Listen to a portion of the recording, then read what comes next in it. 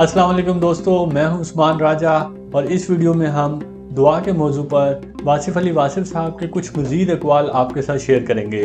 लेकिन उससे पहले मैं आप सब दोस्तों का शुक्रिया अदा करना चाहूँगा कि आपने इस शॉर्ट वीडियो सीरीज़ को पसंद किया और अपनी मुस्बत राय के ज़रिए हमारी हौसला अफजाई की। दुआ के मौजू पर वासिफ अली वासिफ साहब फरमाते हैं कि जिसका खुदा पर यकीन ना हो उसका दुआ पर क्यों यकीन होगा। दुआ की सबसे बड़ी खूबी ये है कि जहाँ दुआ मांगने वाला है वहीं दुआ कबूल करने वाला है।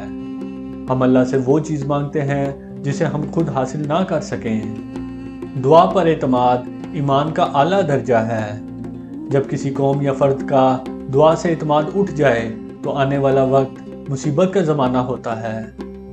गुनाह और जुल्म इंसान से दुआ का हक छीन लेते हैं। दुआ मांगना शर्त है, मंजूरी शर्त नहीं। दुआ ये है कि इतना करम ना हो कि हम उसकी याद से गाफिल हो जाएं और इतना सितम ना हो कि हम उसकी रहमत से मायूस हो जाएं। दुआ से बला टलती है, ज़माना बदलता है। नफ़रत करने वाला दुआ से महरूम हो जाता है।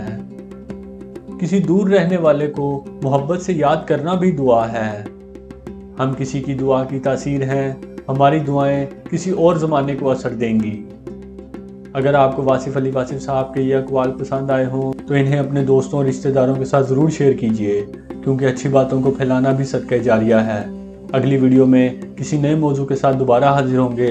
तब तक अपना ख्याल रखिए। अल्लाह हाफिज़।